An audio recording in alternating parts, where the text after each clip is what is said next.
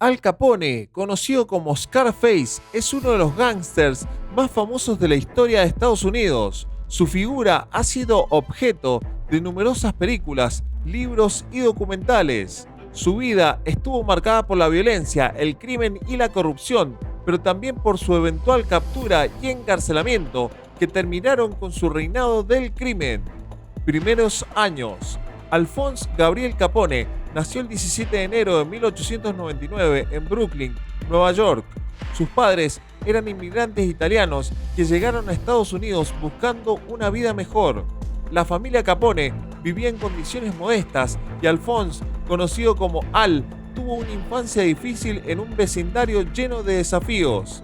Desde muy joven, Al mostró inclinaciones hacia el comportamiento delictivo.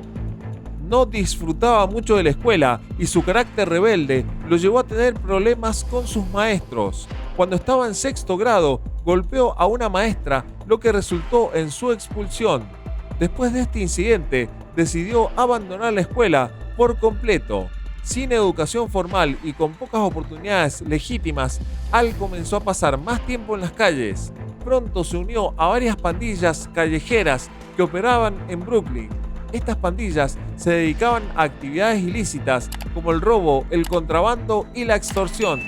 Al demostró ser un joven astuto y pronto se ganó el respeto de sus compañeros. Uno de los primeros grupos con los que se asoció fue la pandilla Five Points, conocida por su violencia y su influencia en el mundo del crimen en Nueva York. Al, con su personalidad fuerte y decidida, ascendió rápidamente en las filas de la pandilla. Durante este tiempo, comenzó a aprender las reglas no escritas del mundo del crimen, así como a establecer contactos importantes que serían cruciales para su futuro. Los primeros años de Al Capone fueron una mezcla de dificultades económicas y decisiones que lo llevaron por un camino peligroso. Aunque sus inicios no presagiaban nada bueno, estos años formativos sentaron las bases para lo que eventualmente sería su ascenso como uno de los gángsters más notorios de la historia de Estados Unidos. Ascenso en el mundo del crimen. Su primer trabajo en el mundo del crimen fue con la Five Points Gang, una de las pandillas más notorias de Nueva York. La Five Points Gang era conocida por su influencia y actividades delictivas en la ciudad.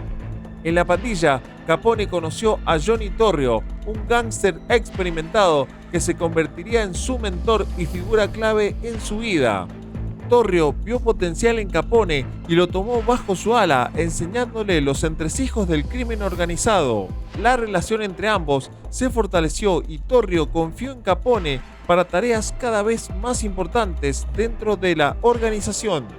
En 1919, Torrio decidió mudarse a Chicago, una ciudad que en ese momento ofrecía grandes oportunidades para el crimen organizado, especialmente debido a la ley seca que prohibía la venta de alcohol. Torrio invitó a Capone a unirse a él en Chicago y Capone aceptó la oferta, viniendo en ello una oportunidad para expandir su influencia y poder. En Chicago, Capone comenzó a trabajar directamente para Torrio, involucrándose en diversas actividades delictivas como el contrabando de alcohol, el juego ilegal y la prostitución. Su habilidad para manejar negocios ilegales y su carácter decidido lo ayudaron a ascender rápidamente en la organización. La influencia de Torrio fue crucial para Capone en estos primeros años, enseñándole no solo cómo manejar operaciones delictivas, sino también cómo lidiar con la competencia y las autoridades. Estos primeros años en Chicago sentaron las bases para lo que sería la carrera criminal de Capone, eventualmente convirtiéndose en uno de los gángsters más famosos y temidos de Estados Unidos. Su tiempo con la Five Points Gang y bajo la tutela de Torrio fue fundamental para su desarrollo y éxito en el mundo del crimen organizado. La era de la prohibición. La llegada de la prohibición en 1920, que ilegalizó la producción y venta de alcohol en Estados Unidos, fue un momento decisivo para Capone. Junto con Torrio, vio una gran oportunidad en el contrabando de alcohol. La demanda de alcohol siguió siendo alta y Capone se aprovechó de esta situación para construir un imperio criminal basado en el contrabando, la prostitución y el juego. En 1925, después de que Torrio resultara herido en un intento de asesinato y decidiera retirarse, Capone asumió el control total de las operaciones. Bajo su liderazgo, la organización criminal creció y se volvió extremadamente poderosa. Capone era conocido por su brutalidad y no dudaba en eliminar a sus enemigos para mantener el control.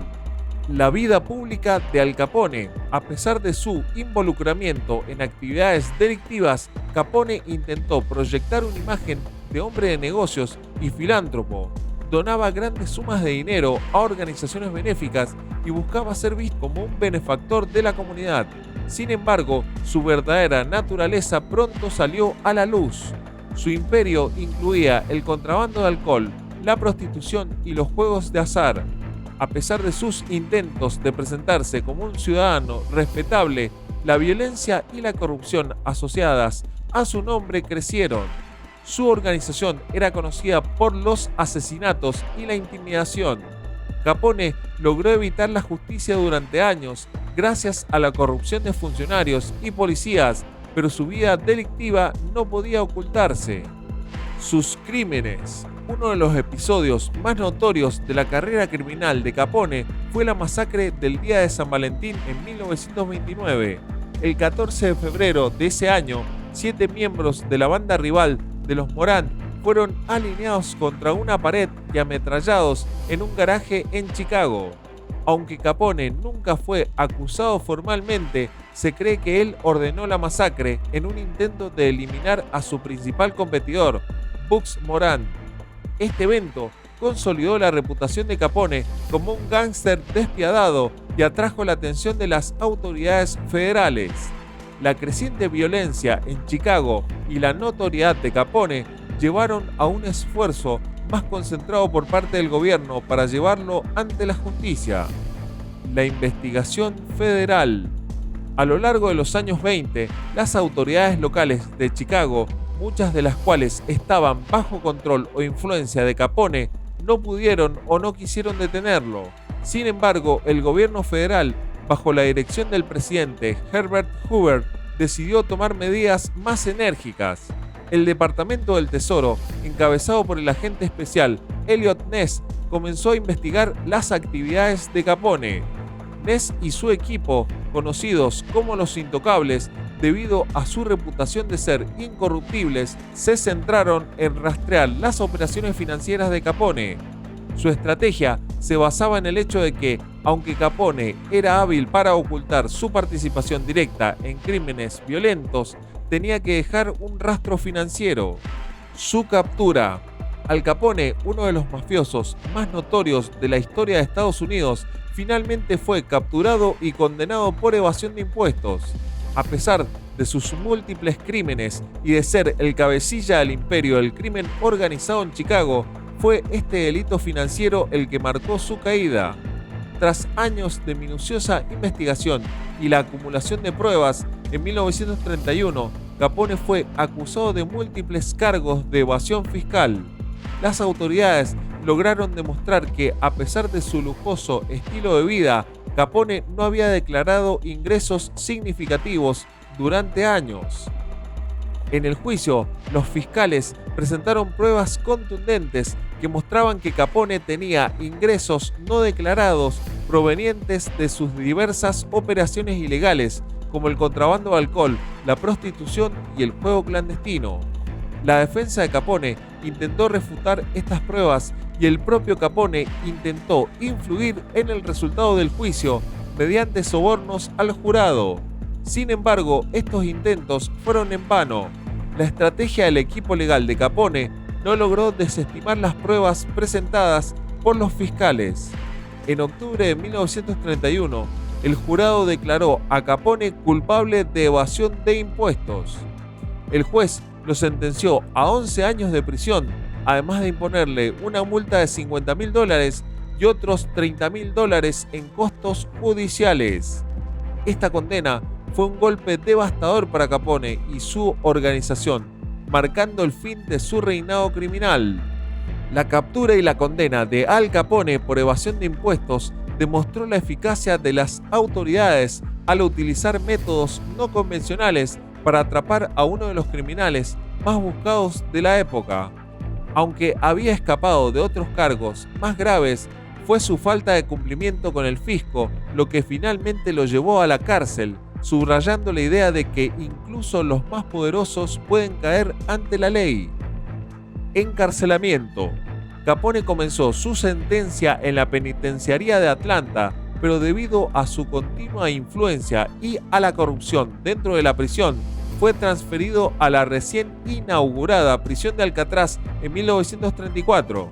Alcatraz, ubicada en una isla en la bahía de San Francisco, estaba diseñada para albergar a los criminales más peligrosos y para evitar cualquier posibilidad de fuga o corrupción.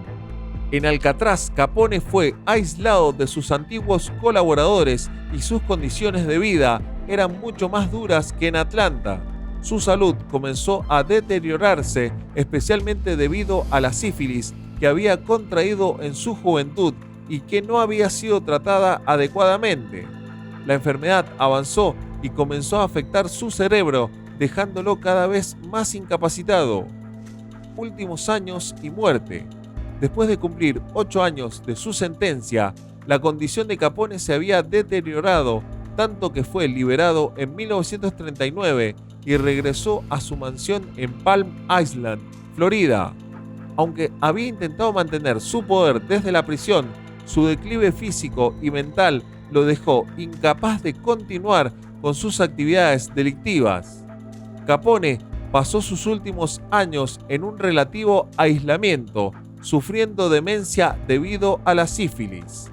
Murió el 25 de enero de 1947 a los 48 años, dejando tras de sí un legado de violencia y crimen, pero también una lección sobre la capacidad de la justicia para atrapar incluso a los criminales más poderosos. Si te gustó el video, te invitamos a darle like, suscribirte y activar el botón de la campanita para recibir todas nuestras novedades.